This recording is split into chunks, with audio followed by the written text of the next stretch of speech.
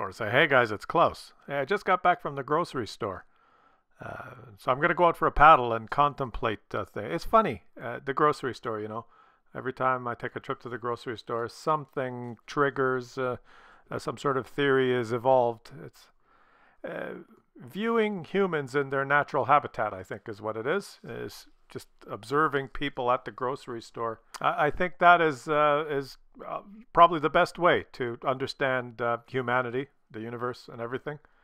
Um, it's what scientists do, right? There first comes the observation, and then the pondering, and then the theory. And so I had the observation, and I have pondered, and I come up with some theories. So I was at the grocery store. I was at the checkout counter there. It was I was waiting in line, a couple of people ahead of me, but I had my stuff on the conveyor belt there. The usual 7 cans of sardines and some pickles because it's a Tuesday.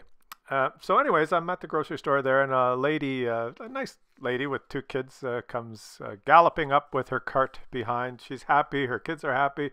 So I think they were playing a game. She was saying things and they had to repeat it, or what was that game with the color? I spot something that is yellow, and then the kid says candy, and the mother says no, lemons, or I don't know. It was some sort of a game they were playing. Wonderful, great looking kids. And she said she was behind me there, and she goes, oh, guys, look, look, cupcakes. They had cupcakes. They always put stuff right by the checkout there to kind of entice people to buy at the last. I never do, because, you know, 7 cans of sardines and some pickles, that's all I need. But the lady, she goes, oh, look, cupcakes. Would you guys like some cupcakes? I guess they had a great outing at the grocery store, the supermarket there, and she was ready to get the kids a treat. And as soon as they heard cupcakes and saw the direction their mother was pointing, they rushed. They just imagine, 53, 35, hut, hut, and then shoom, these kids were like off like linebackers, straight going for the sack. And they were clambering all of, under people's legs, around behind me, scurrying around, ready to grab those cupcakes. They were so happy. It was great to see. It's the youth. That is our future, right? Because as all of the older people on Earth, I'm wandering here, but as us old farts and all the assholes and weirdos, the old people die, the youth will eventually inherit the world. And it's their world. It's nice to see the youth happy. And because I have complete hope in them for the future. As these 2 young kids, a little boy and a little girl, were rushing, doing the button hook pattern towards the cupcakes, then the shrilling shriek of the mother echoed through the department grocery store there. It was just, where are you kids going? And everyone turned. And it was like Mrs. Jekyll and Dr. Hyde, or going from the I spot something that is blue, can you guess what it is too? Playing with your kids, polka dot door mom, to the Mrs. Is it Jekyll or Hyde who's the weirdo? I can't remember, but just screaming.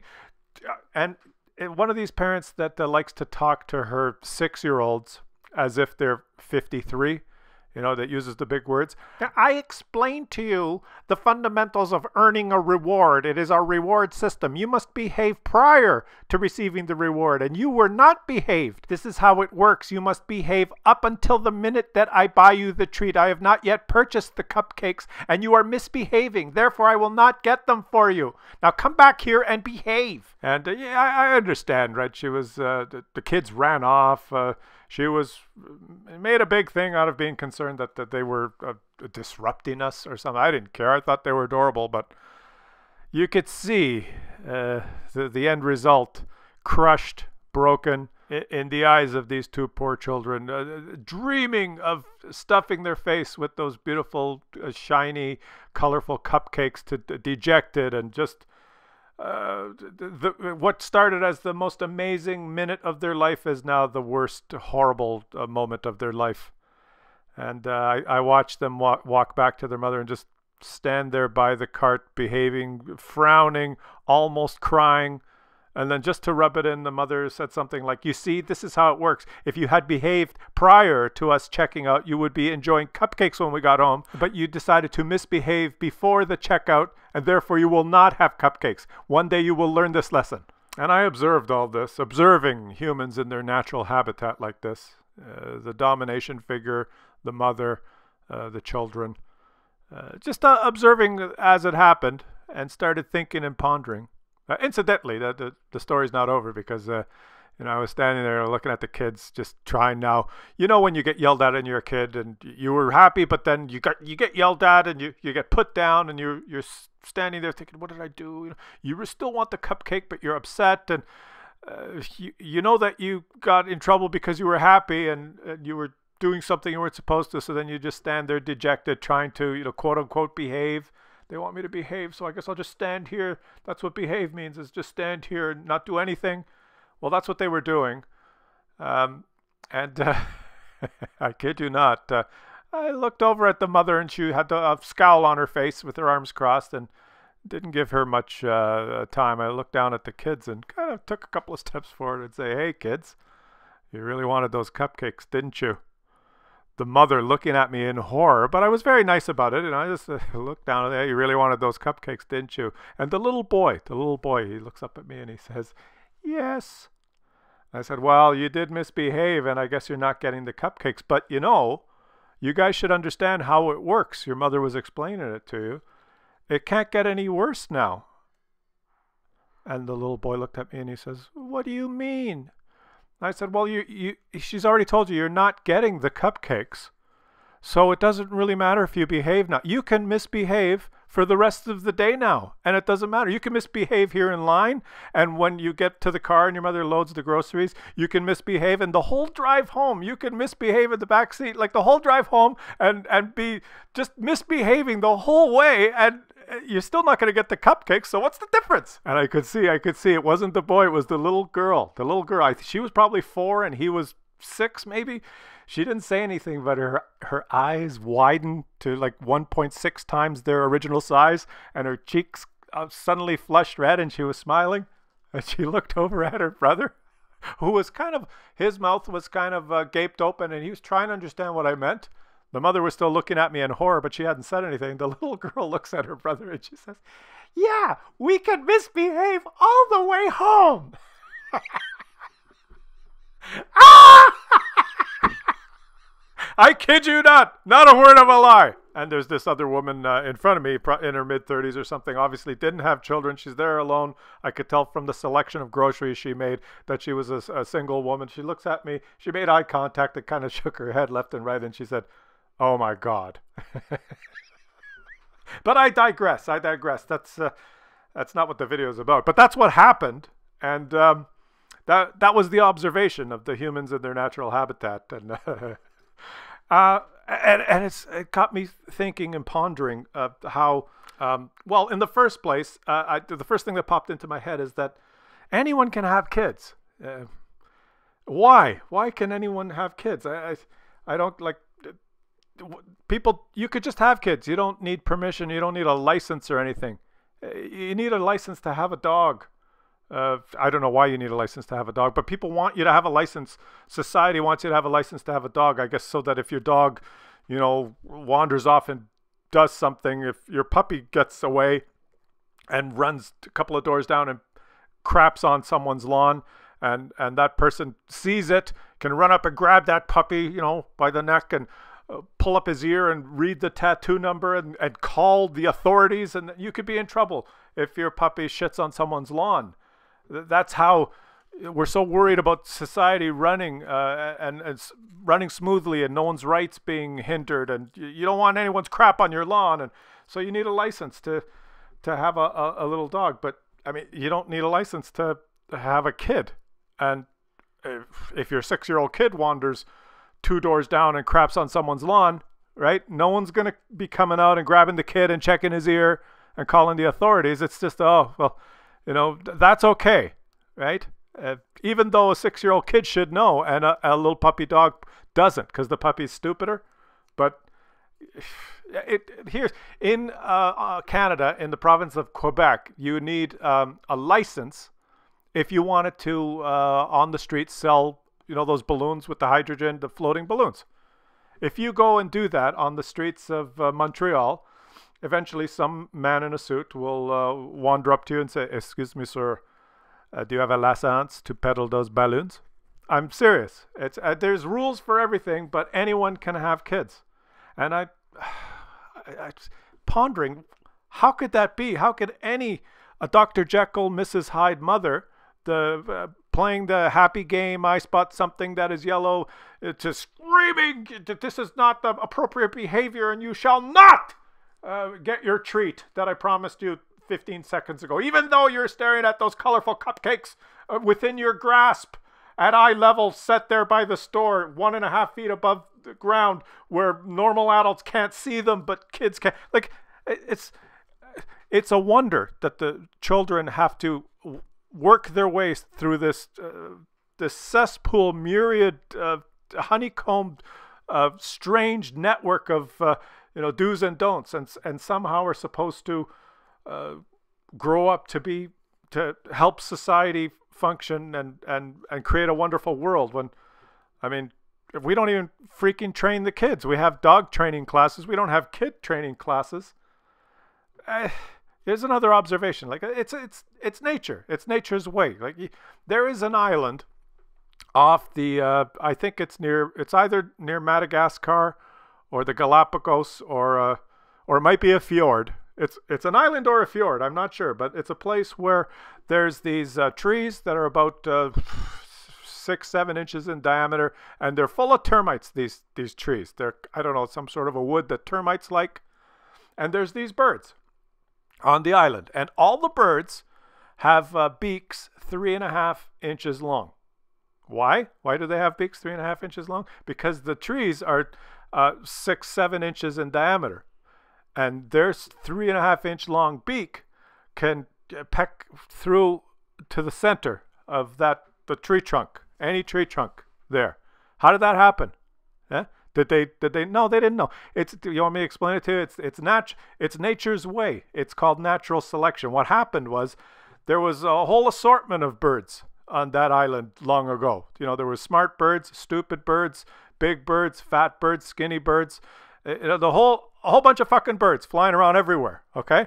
And they all liked termites, because the birds like termites, and they wanted to eat the termites.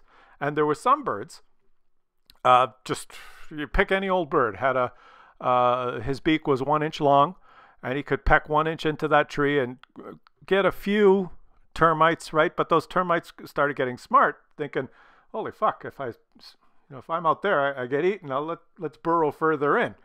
And so that bird with the 1 inch beak, he peck his way in there, not find anything, and peck his way and try to reach his little beak in there as far as he could, and there was no termite. He's pound away, whacking his head against the bark, and he couldn't get anything to eat, right? Because those termites, all the ones within an inch of the edge were gone, and so he got hungry. He's flying around. He's got a headache from whacking his head against the bark. Doesn't know what he's doing, right? He's not well fed. Lands on the ground like a loser, and boom, a cat eats it. He's dead. He's gone. It's nature's way. And he before he got killed, he had a mate who, her beak was 1.25 inches. His was 1. They had some little chicks. Their beaks were like an inch and a half. A family of losers, right? No matter where they pecked, they couldn't get enough termites. And what happened to them? They all, unfortunately, nature's way, they passed away, right? But there happened to be another bird who had a 2.25 inch beak, and a lot of the other birds made fun of him because, his fucking long, stupid-looking beak. But he was really healthy, and it looked like he was doing pretty good, because every time he went to the tree and he'd put his beak in one of the little holes, he could push it in there a little farther and grab one of those fucking little termites that was trying to hide. And he had as much food as he wanted. He was stuffed all the time, and had beautiful plumage and could fly around. And with the birds, what they do with the feathers, the ruffling, and making themselves look big and hopping. He attracted a mate because he had a lot of time to go mate searching while the birds with the short beaks were trying to find the grubs. And he found a mate, and she happened to have her beak was pretty long too, and she figured, hey, that guy I like his plumage. It's beautiful plumage, and I like the beak. And they got together and had some kids. And those chicks' beaks were like 2 3/4, 3 inches long. Family of freaks, right? But they prospered. They flew around any tree they landed on. Boom, termite. Boom, termite. Just slam it in there. Got them. Meanwhile, all those other birds with the shorter are pounding their heads there against the bark, trying to reach in as far as they can. They couldn't get anything, right? And through time, through no fault of their own, all the birds with the short beaks passed away, or the smart ones flew somewhere else where there were trees that were narrower on another island somewhere. But eventually, that whole island became completely overrun by a whole flock of birds with fucking long beaks, right? This put a lot of pressure on the termite population. That's a different story. Eventually, they ate all the termites and they all fucking died anyway. But the point is, for a while there, they had it all. Now, how does this relate? How does see this? Because this is how the pondering goes. And I started thinking that for regular animals and the whole wild kingdom, natural selection, the whole process seems to work, and the animals that are out there are the ones that should be there. But it doesn't seem to work with humans.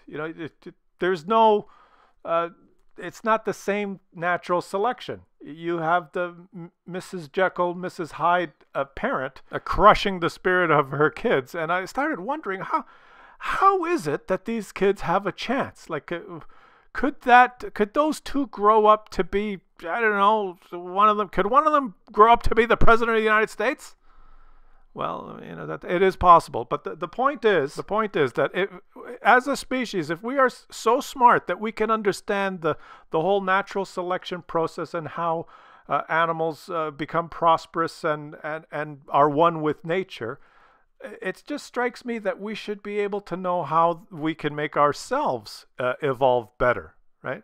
And I'm not talking about how because the whole world is littered throughout history of different individuals that want to rule and they think they know how we should be and what is right and what is wrong and what that's not what I'm talking about. I'm thinking of it, maybe approaching it from a different angle and not trying to, because I thought, should we give people, should they have to get a license to have a kid, and then we could do some sort of a test? But that smells of the big mistakes that were made in history. Because who can decide what the test should be, or who should get the license, and who should pass and who should fail? That's too difficult, right? That no one will agree, and that smells of interference and someone. You have to do it my way, and I'm in charge, and this is the way I want it. And so that won't work, right? But what about we just if we can all decide what we don't want, right? Like assholes. We don't want assholes. We don't want assholes, right? Everyone can agree that the world does not need another asshole. So can't the scientists sit down and figure out genetically? Because we have figured out how the birds get the longer beaks. We got all the genetic code. We got it all figured out. We could actually, because we breed dogs of different sizes and shapes. We could have the little ones, the big ones, and the ones with the long hair, and the ones that don't shed, and all through the breeding process and genetic engineering. And I'm not talking about genetically engineering humans. I'm talking about if we can all agree what we don't want. For example, the world does not need another asshole. Can't the scientists figure out what gene gives you the propensity to be an asshole? And then we could do this test. So when a couple wants to have a kid, they could go get tested. and have a consultation with their doctor, and their doctor.